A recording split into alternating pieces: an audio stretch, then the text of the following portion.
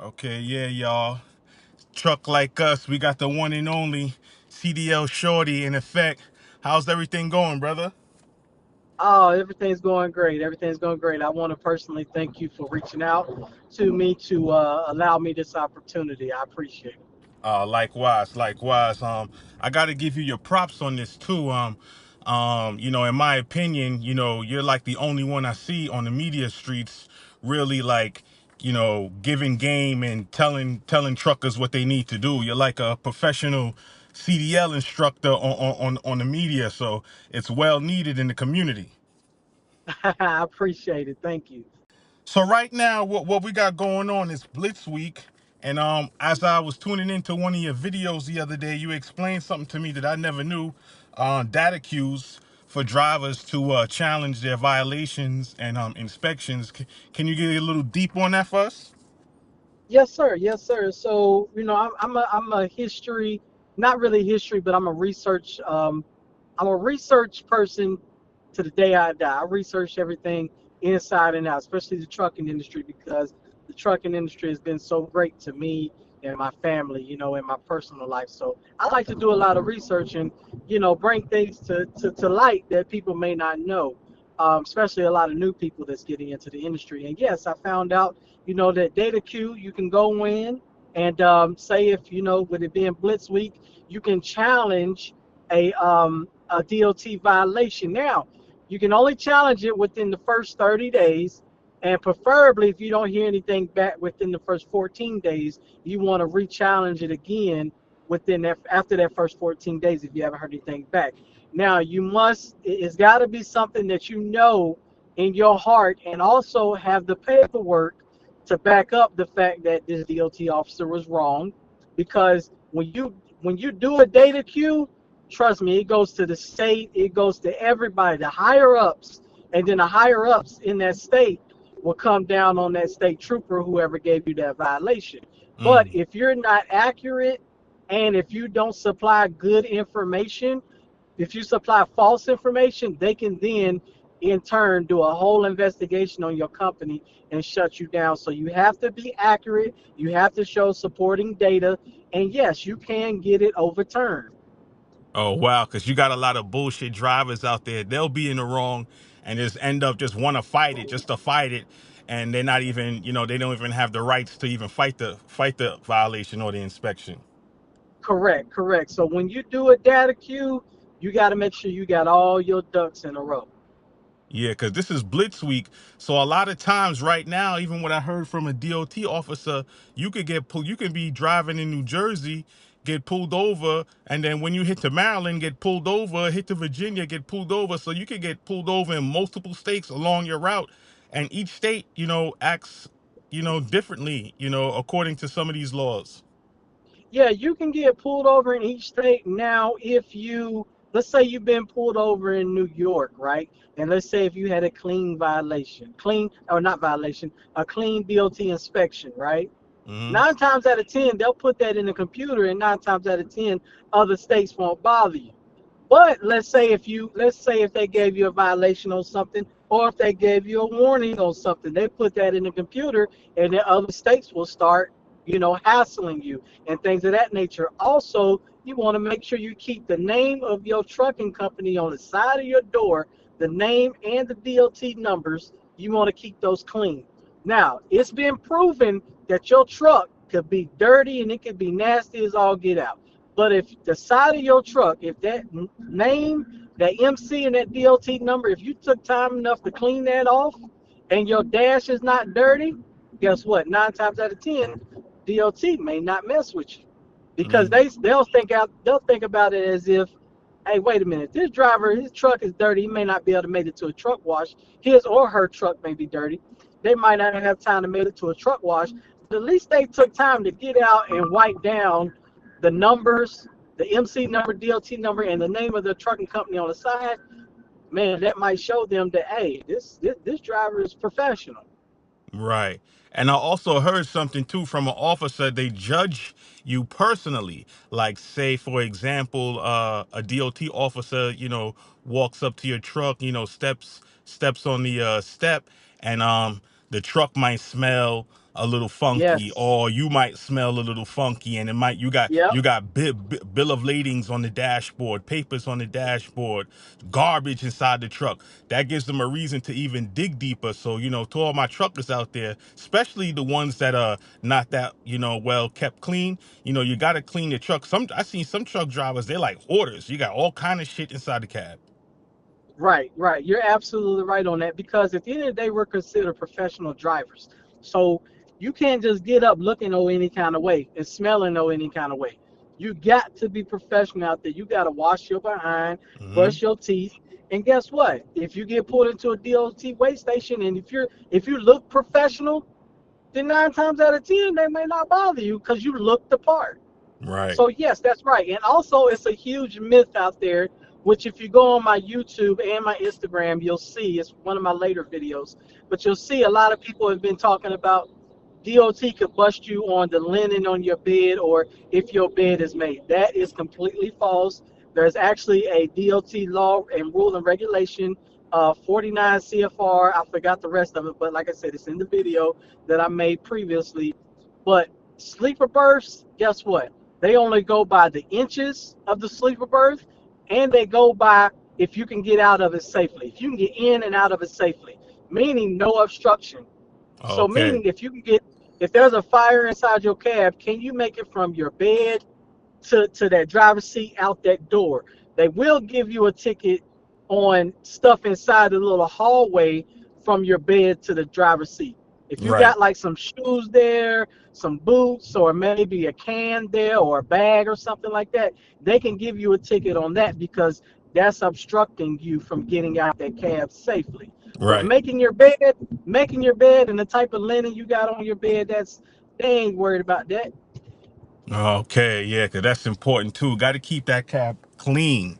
That's very important. Correct. And be clean. Just because you're a truck driver, don't mean you have to look the standard way with, being overweight, wearing a dirty linen button-up shirt with the glasses and a trucker hat, and with the all the crazy looks. So definitely want to represent new. And what I feel too, we represent the new industry of truck drivers, especially a lot of black truck drivers coming in. Before there wasn't that many, maybe in the early 80s or 90s. So now more black truck drivers coming in, Hispanic truck drivers coming in, European. So, especially us, we represent a new generation. So we want to carry it well while we bring some nuance to the industry. Correct. Yes, sir. 100%. So I got another question for you. I love the fact that you're mechanically inclined and you push that on the drivers to be mechanically inclined. You got plenty of videos out there talking about the slack adjuster, the push rod, and one thing that came to mind was those gauges that you have for the brake shoes, because that's very important. I never seen that before, and I was wondering like where could I even get one of those, because you have the tools that the DOT officers is using, so you really up on your game.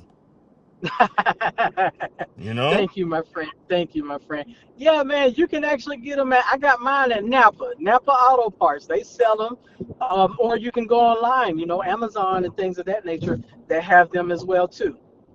Okay, yeah, because those things are like that's what the DOT is checking for. Yes, Tires, sir. tread depth, brake shoes, any leakages, stuff like that. So that's very important.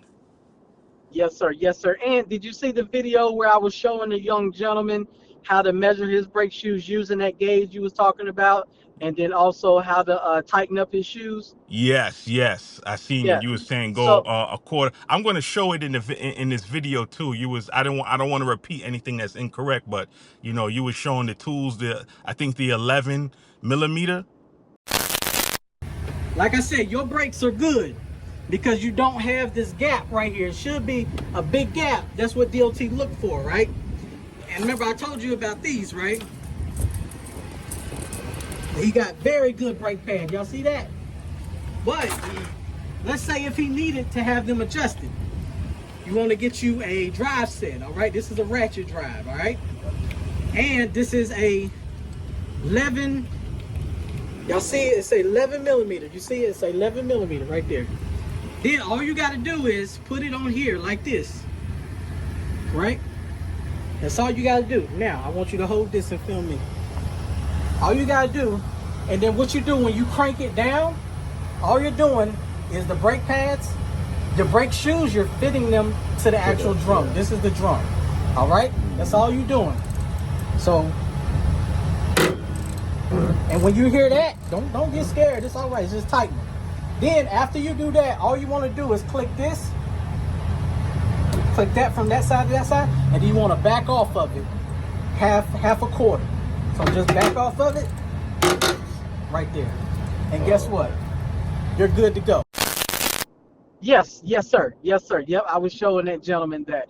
Yes, sir. And I just wanted to say, I love this industry, and everything I do is out the kindness of my heart. And what a lot of people don't know is a lot of the tools that I use in videos with other people, because I just pull up on these people. I go to truck stops and I just look to just teach somebody something that they may not have known. And guess what? I'm still a learner of myself. I've been in the industry 10 years, but I'm still learning stuff from day to day. So you can never stop learning. But anyways, I wanted to say all that to say a lot of the tools I use in my videos, when I have other people in them, I give people stuff. I give stuff away. So that gauge you was talking about, that dude only been driving 7 months. And that gauge that you was talking about, I gave it to him. At the end of that was just my appreciation, telling him thank you for doing the video with me. I gave Right. it to him. That's what's up. That's love right there. And I remember you saying you used to be a CDL instructor yourself. Tell me about that. I did a CDL instructor for 2 years, and Hmm. I actually got back into being a CDL instructor again. Just recently got back into it at a truck driving school here in Charlotte, North Carolina again, because this is my passion. I had to get out of it for a minute because I had to go into a heart transplant surgery. I got out of heart transplant surgery, and then I jumped in the truck for a while with Snyder. A lot of people may not know, but I jumped in a Snyder truck, did 2 months of OTR, and then applied for another CDL instructor position, and I got it, and I just started back being another CDL instructor because this is my passion. I love teaching. I love giving back knowledge. This is my way to give back to the industry, and I just want to pass down what I have inside of me. Right, right. How did Snyder treat you? Because I'm hearing a lot of bad feedback on these mega companies, promising truck drivers certain pay, not paying them, kicking them out way thousands of miles from where they live. Like, what was your experience at that mega company? Yeah, that was partially the reason why I came off the road as well too. Insurance companies. These insurance companies. We need to have a real conversation about insurance companies because me, I have 7 years of OTR experience. I have 2 years of being an actual CDL instructor at a school teaching people who don't have a CDL. They just have a permit. I help teach people to get their actual CDL. I take them on the road test. I take them on the driving test. I take them on the backing. I help them with their pre-trip, all of that. But these Hmm. insurance companies will say, guess what? If you don't have 2 months, or not 2 months, 2 years of previous driving experience, we don't care about your 7 years past. We don't care about your 2 years of you being a CDL instructor. We don't care about that. If you Mm. haven't driven a truck in the past 2 years, then guess what? They start you down at the bottom. And I don't feel like that's fair. And that's Right. the reason why I went. That's the reason why I went to Snyder, because I had to get my recent experience. Now, let me ask you something. Does this make sense? They'll disregard a veteran driver like myself that has 7 years of previous OTR experience, 2 years of teaching people how to get a CDL. They'll disregard that, but then they'll go and hire somebody that's only got 3 months of previous driving experience the whole career. Does that make sense to you? Yo, the way they handling business is crazy. Like even with the SAP program, like Yes, the sir. trucking industry rather hires a murderer, a rapist over a driver who was probably smoking weed 30 days ago. Yep. Like Yep. that is ridiculous. Yep. Like some of the rules and policies that they're about, like is like unbelievable, and I don't Yep. understand it. And it's unfair, some of their standards are really unfair. Right. Very unfair. Very unfair. I think some of them are old and outdated, need to be revised. But as far as working with Snyder, I'll say Snyder's a good company as far as safety is concerned. Mm-hmm. But I say anybody that's going to them, just go and get your experience and then leave, because you're not going to retire with them. They're not paying. They paid a veteran driver like myself 46 cents a mile. Let me paint this picture for you. I picked up my first load after my heart transplant. I picked up my first load in Charlotte, North Carolina. Took it all the way to Wilcott, Iowa. Left Wilcott, Iowa. Went all the way to Joliet, Illinois, which is close by Chicago. Mm-hmm. Left there, picked up a load there, left there, dropped it off in McDonough, Georgia, which is right outside of Atlanta. Picked up a load in Atlanta, took it to Charlotte, North Carolina, all in 1 week, and my check was 1,070 take home. Damn. That's crazy work to me. That's crazy. That's unbelievable. Yes, sir. That is not right. How many miles total was that? Like, damn. 2,800. Damn. 2,800. And I'm a worker. When I picked that load up Monday in Charlotte, North Carolina, at a little after 12 o'clock noon, and dropped it off in Wilcott, Iowa, right at 4 o'clock p.m. the very next day. That's crazy. Nah, that's why I'm afraid. Like, and like you said, these companies are just good just to get your experience, just to have it for insurance purposes. But a lot of them are not treating drivers right, or they're not treating a particular set of drivers right. We don't know what's going on. There's a lot of rumors, so Correct. you just got to be lucky just to get with a good company. Um, Another Correct. question I want to ask you: what's your opinion on this foreigner topic right now? Like, you feel like the spotlight is just on them, or like like what's really going on with this? That's a good question, my friend. I really do. I feel like the spotlight is just on them, because there's a documentary that I've been encouraging a lot of people to watch, and it's called America's Dangerous Trucks Right. on YouTube. It's a PBS documentary, and it talks about a certain term that a lot of people are not aware of, but happens every day, every week, every month here in America, which is called underride crashes, meaning when a car goes up under a truck and trailer and gets stuck and people die. Um, the spotlight is not being on that very much, because the trucking industry in totality has tried numerous times to hide the data, but they want to talk about public safety when it comes to these foreigners. I Mm-hmm. don't respect it. I would respect it more if they just go ahead and say, with these foreigners, we're trying to get driver pay up, so we want to kick them out.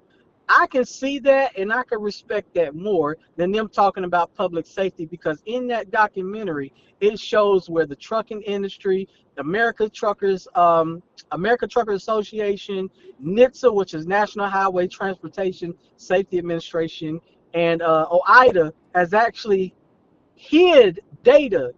They talk in the documentary. They talk about data, data, data. We don't have the data. We don't have the data. But they manipulate the data so that they won't get the data. And what I mean by that is, did you know that? Did you know that out of 50 states here in America, only 17 states have a field on their crash accident report scene report for underride crashes? So Mm. that means that, what about the other states? What if there's underride crashes happening in other states and they don't even have a field on their accident report to market? Guess what? That goes undocumented. Wow. No, there's a So lot of politics. right. So when they talk about public safety and foreigners reading these road signs and stuff like that, man, I don't no, you can't pull no wool over my eyes. Like I told you at the beginning, I do my research. Right. I do my research and I can cite my sources. And as you can see in my videos, I always come with paperwork. No, that's a fact, because I just seen, like, I mean, you got everybody who does bad in trucking. It's like I wouldn't really put the spotlight on foreigners. The only thing I would say is they should speak English if they don't speak English, because that could be a safety issue, not speaking English. But I have no problem with foreigners coming into the industry, as long as they're abiding by the rules and doing everything by the rules. And you have people overselling this foreigner thing, so it makes you want to look deep and do more research. You got a YouTuber out here named bonehead truckers, and that's all he puts on his YouTube channel is foreigners did this, foreigner did that, African did this, Ukraine did that, Haitian guy did this. And I'm like, this dude, I started doing some research on him. I found out that he might be a suspected white supremacist. He got Confederate flags in his old YouTube videos. Like, he's one of them real hicks. I got you. Well, I'll go as far as to say this. I'll go as far as to say, like you said, like you just pointed out, he goes as far as to call out all the foreigners, but he acts like American truckers, like the thing was going down about foreigners, and go back to your point about them being safe, learning how to read. It is a law by the FMCSA, by the ICC, the International Commerce Commission, back in 1933, no, 1936, I'm sorry, they did make it a law that everybody that has a CDL has to speak English. That is a FMCSA law that is actually on the regulations and on the books to this day. But let Mm-hmm. me ask you this. With Bonehead Trucker, see, he don't do research. Right. Because, let me ask you this. If that's a law, you ever heard of the H-2B visa program? I heard of that. I think they hire foreigners, and not to They not to do. not to not to deviate from this. You got mega companies hiring immigrants like Apple, Google, Uh-huh. Microsoft, and this, like, that was the thing ever since I don't know if Elon promoted it too or endorsed it, but you got a lot of them hiring. So the truck drivers, the trucking companies were doing the same thing. So, these Right. same people that are fake complaining, they're participating. Right. But what I want to say is you want to go and look at the I-9 form. The Right. I-9 form is what foreigners have to have in order to fill out a form for HB2 visa, right? Mm-hmm. In the I-9 form, that's like an authorization to work form. In that form, it clearly says, and I got this on a video too, you just have to pull it up and see it. And I'll Right. send it to you after this interview. But in that form, it clearly states, this part A says, on page 2, part A says, can you read this and understand everything that has been said to you? Right. However, part B, right up under it will say, has an interpret, can you understand what the interpreter read and said to you? Isn't that a conflict on what the FMCSA said about English speaking truckers? Right. So I tell a lot of people it's not the foreigner's fault, it's the government's fault. It's a system error. That's what I tell a lot of people. Now, back to Bonehead Truckers, he doesn't want to point out the fact that, guess what? There's been a Massachusetts state trooper busted. They had a whole ring.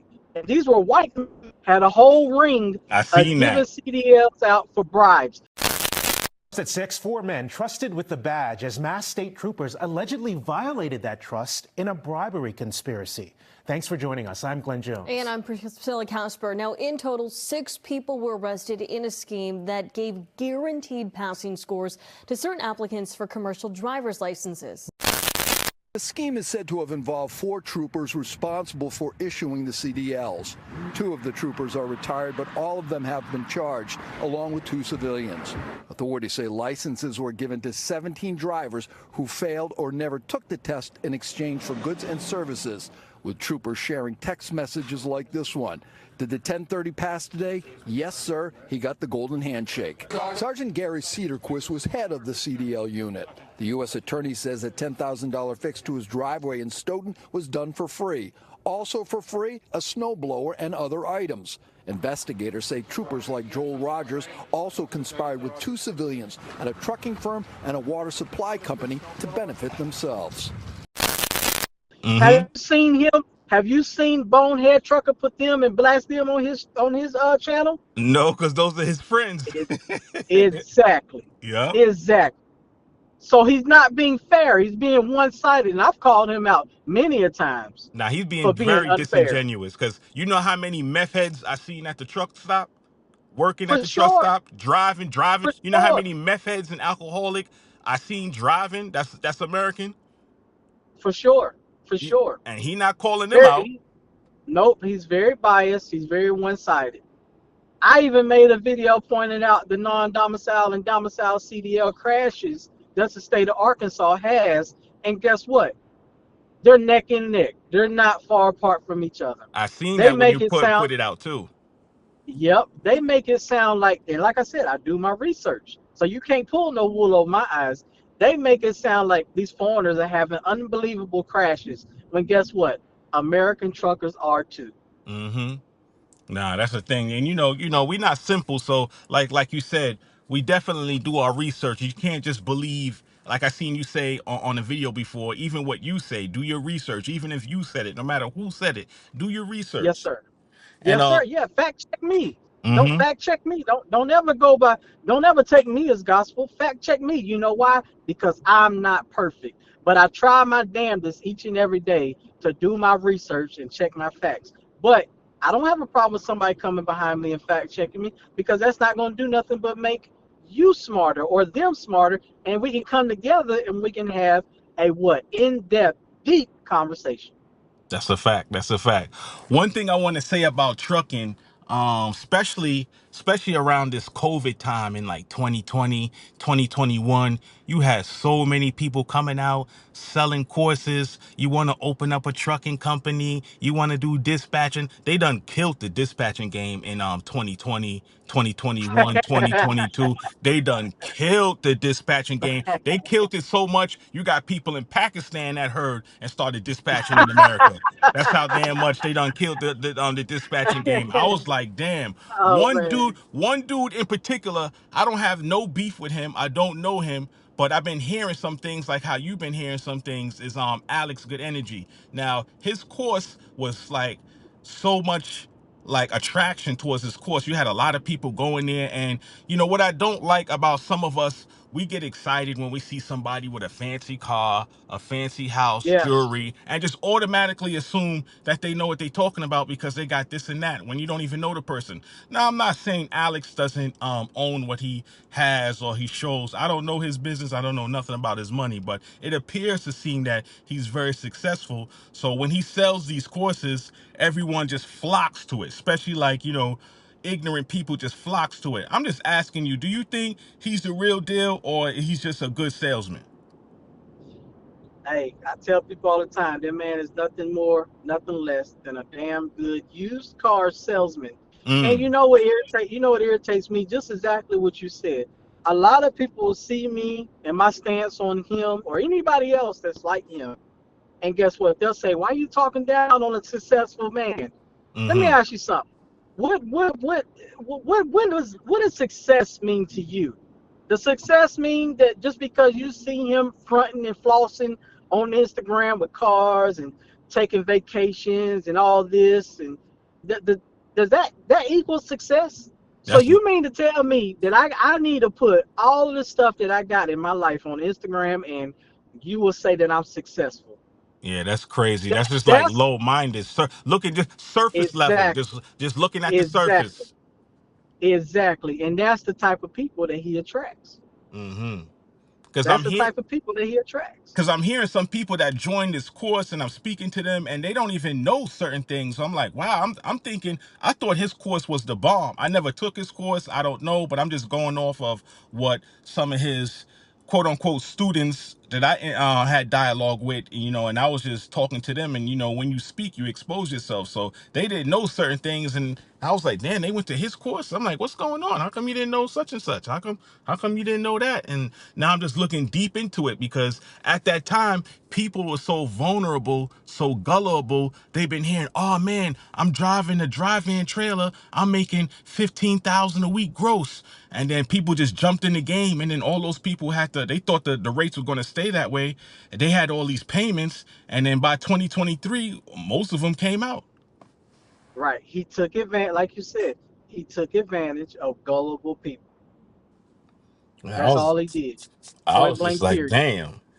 Because like you said, you talk to him just like I've talked to him. And I say over the last 2 years, I've talked to, and I'm just going to just guesstimate because I can't keep track of them. But I've talked to over 50. I Mm-hmm. guarantee you, I've talked to over 50 of his students, and they Right. all say the same. They all say the same thing that you said. I'm not just getting on this man's ass and calling him out for nothing. Right. I do my research. That's a So fact. if one person come to me and say, "Yeah, I took this man's course and I don't know, I don't know this, I don't know the basics," and then another person come, and then another person come, and I'm like, oh, it's a pattern. Oh Mm-hmm. shit. So that's why I take the stance I take. And like you said too, like owning a trucking company, you're real strong on like a fleet owner or even a small fleet owner should at least have some CDL knowledge, some trucking knowledge. You can't just be out here buying trucks, getting into the business and don't even have a CDL, just strictly for the purpose of just like being mechanically savvy on just knowing how your truck would run. And I mean, there might be some people who don't have a CDL who maybe learn later on, but it's like I think it's like professional to at least obtain a Yes, CDL before you get into this business, even if you're not going to be operating the vehicle, just to know the ins and out of your business. So, your opinion on correct. that, I want to hear some more. Correct. No, you're correct. Absolutely right. And I'll add to that, if you don't have a CDL, you're forever dependent on somebody else, which Mm, means a driver. Which right. means, let's say if your buddy has a CDL and you don't have one, but you have a truck and a trailer. You found a driver, but let's say that driver wasn't a good driver, and guess what? They just abandoned your truck. You live in Atlanta, but they abandoned your truck in St. Louis. Now you got to call your buddy up and say, hey, can you go get my truck? Now, that's your buddy. Yeah, they may do it for free. They may do it for the low, right? Or let's just say if your buddy says, oh, I can't do it this weekend, man. I got something going on. Now, guess what? Now you got to try to find somebody else, or you got to let your truck sit up there for a while until you can find somebody. Why not go get a CDL so you can say, you know what? Don't worry about it. I'm going to book this flight, head up to St. Louis, go pick up my own truck. And oh, yeah, on the way back to Atlanta, I'm going to book a load so I can make that money back that I spent Mm, on the plane ticket. that's a fact. You Yeah. feel me? You feel me? Yeah. That's what a real. Now these people that's selling these courses on it, they talk about boss. They boss this and boss that. What I just said, ain't that a real boss move? Now that's an official boss move right there. If the Come co- on, my G. if the company driver can't do it, the owner's going to take care of it. Come on, my G. It's as simple as that. It's as simple as that, my G. And speaking of selling these courses too, especially with the box truck industry, what one thing I don't have no problem with box truck. Box truck was never my thing, Uh especially huh. like for OTR. I mean, to my opinion, box truck didn't make any sense doing OTR unless you're with a company and you're coming home every day. But box truck OTR really doesn't make no sense because you're going to be booking like 3 partials just to go one way and booking these loads and matching it, make sure the length and the weight and everything is according. That's not an easy job because I used to dispatch and booking loads for box trucks was like the worst. So I noticed you got some brothers out there named Box Truck Bros. He got exposed on the interview on the YouTube not too long ago, recording himself actually, and you know the DOT officer gave him some tickets and he looked very unprepared and unorganized and unprofessional. And I seen a part that the main thing about that video that struck me, the brother didn't even know what a hub seal was. Yes, this hub. It's called your hub. It's what this little cap's for. What the fuck? Nobody ever explained this to you? Nah, you put oil in here? Yeah. Yeah, you put gear oil in there. I ain't never put no oil in there. And that keeps the bearings cool. So the bearings don't blow up. And what happens is the seal gets bad. This officer actually probably saved you. Oh, really? Yeah. Because like this drum's no good either. The drum? Yeah. Feel this lip? Well, don't feel it. It's really nasty. But there's a big lip right here, and there's a bunch of heat cracking. And this is like going into my mind is like, I notice with his company, he pushes, you don't need a CDL, you don't need a CDL. And I'm looking at them, I'm like, why would you want to do trucking and don't promote to get a CDL? And I'm like, now, look at this. Like, you didn't even know what a hub seal was. Hey, let me tell you something. You just said it for me. I ain't even have to say nothing. You just said it for me. See, what happens is, and I don't really speak on box trucks that much because I used to speak on them, but I got tired of speaking on them because it just don't make sense. Point blank, period. It don't make sense. And a lot of them think what they're doing is right. But then you see, guess what? Time will always win. And you Mm-hmm. see what happens. So a lot of them think that they can just jump in these trucks, They don't need a CDL. And it's partially the government DOT's fault too, because these box trucks have CDL components, CDL parts, like a Right. hub seal.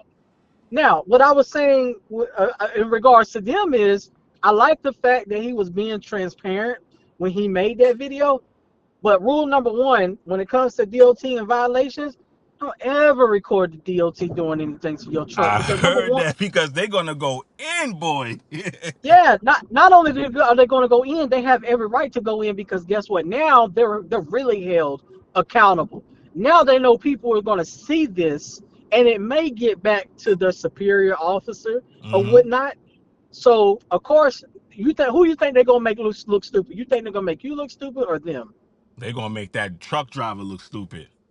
That's right, and that's exactly what Box Truck Bros. That's exactly what he got. They turned him into a rock star. They said, oh, he want to film. Okay, we gonna show him. we gonna show him what we about, And and that's what happened. right. And I don't get it why people would think, oh man, why y'all hating? How is this hating? Because he makes nice content, because he's It's consistent not with content, and you might like what he's going on. And I see he's really got a niche on, because he attracts everybody who don't want a CDL, who want to get into trucking. I'm like, damn, that correct. don't even make no sense. Because I spoke to a few box truck drivers, and I'm like, yo, why don't you get your CDL, just so you could be versatile, so you could get the CDL version of the box truck. You don't have to do the non CDL. And like, they don't want to do it. I'm like, I guess that was his niche. People, yep, that's his niche. He found something, and congratulations to him. I'm not hating on the brother, but like I said, time will expose all, because you can only push that for so long before you get exposed. And he got Hmm. exposed like Hub Seal. Like if you come to CDL school, like bro, that's the first thing we learn, because that's in the pre-trip. Man, I And like I learned that said, before CDL school. Like, not knowing what I want people to understand why we're emphasizing on this. It's like someone who races cars, and you tell the car racer, hey, put this oil in the engine, and he turns around and says, what is this oil for? I didn't know we had to put it in the engine. It's like mind blowing like that. right, it don't make sense, does it? Yeah. The popular term, please make it make sense. Man, that was so amazing to me. And I don't even know why he recorded himself, but that was just a crazy moment in trucking. But yeah, man, like I said, so what you got going on? And you got anything coming up, like any events and any new stuff? No, I don't have any events, because I don't really I'm outside. And when I Mm-hmm. say I'm outside, I'm really out at these truck stops teaching. I'm Mm-hmm. really out on the road hauling freight in an actual semi truck 18 wheeler, and I'm really out here helping people get their CDL, to set them up for, guess what, a skill set for life. Mm-hmm. So I don't really do a lot of events and stuff like that, because I've learned that I don't want to be partnership with nobody that doesn't, one, have a CDL, or two, interested in getting a CDL. It's social media since 2020 to now. Man, social media has killed the game with people that I call them leeches. They want to leech onto the industry, say that they're in trucking, say that they're a part of trucking, but don't even have a CDL and don't even want a CDL. They get cocky with it. And I feel like the stance I take is because I've seen a lot of dispatchers, I've seen a lot of brokers, I've seen a lot of accounting people that be in these offices and these mega carriers and stuff that don't respect truckers, and you'll call them up and they got the worst attitude and they treat you like crap. And it's Yeah. all because they don't have a CDL, they don't want to drive a truck, and they don't even care about the driver, because they can't empathize or sympathize with us. And that's what's driving the gap in between drivers and dispatchers, and drivers and managers and things of that nature. And I'm just for the driver, and I don't believe partnering up with anybody that don't have a CDL. You're not my kind, and I fight for my kind. I appreciate that and I respect that, because you're definitely needed in this industry, especially in our new community with all the nuance that's going on. Because I mean, me personally, I consider myself a new truck driver. I'm not the traditional truck driver. Of course, I'm younger, born in a different era. So, I take from the old and I also add with, some nuance of my generation. And I just want to say, man, we need you running for something. Like, we need you like a real official advocate for the truck drivers out here. Like, you needed to like hold a position or get into some type of executive position for us, man. What's going on? We need you at the FMCSA or somewhere. I appreciate that.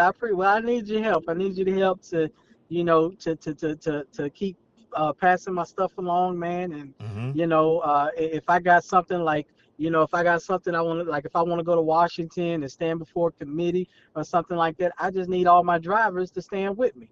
That's a fact, and I will promote that out because you know what you're talking about, and you're real passionate for the drivers, and you're a real voice out there. I mean, there's other voices, but you really speak to the community, so we really need people like you to stand out more.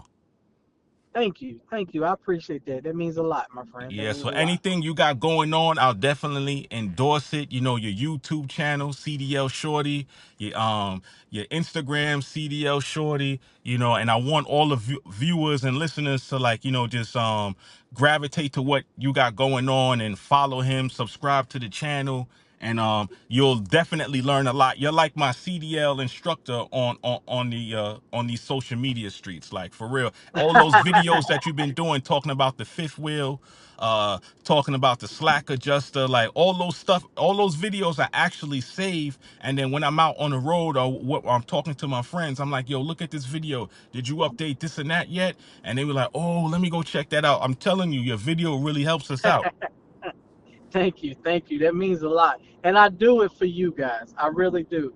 I don't take no money. I don't charge anything. I do have a mentorship that I don't push, but my mentorship is everything I do in the videos plus more, meaning hands-on training, meaning guess what? If you sign up with my mentorship, you get me. You don't get no course. You don't get anything. You get me. You get my personal number. You get to call me if you're located in Charlotte or at least driving distance.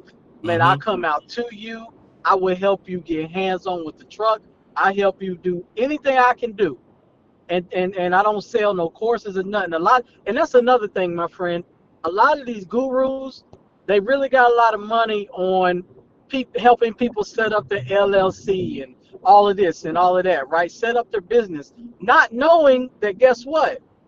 You can go to Google and learn how to set up your LLC. And that's Absolutely. enough. And that's what I don't respect about these people. They took advantage of gullible people. Absolutely. So, Yes, man, sir. I just appreciate what you got going on. I want all the listeners follow CDL Shorty. Like this man is like a online CDL instructor, especially if you need help with your pre-trip, because the pre-trip is what really saving us on the road. He has plenty of videos on every section of a pre-trip, so definitely follow him. And I appreciate you, brother. And hopefully, definitely we're going to be chopping it up soon because I do pass through the Carolinas a lot. So we definitely going to keep in touch and chop it up again. Oh, thank you, man. Thank you. Whenever you're in town, let me know. Just let me know. I'm gonna come scoop you up, and we're gonna go out on the city. We're gonna go out to eat. I'm gonna show you around. You just gotta let me know. And like I said, once again, I appreciate this opportunity, and I want to thank you as well. All right, brother. Thank you, man. I appreciate you. Drive safe, brother. All right, you too, my friend. All right.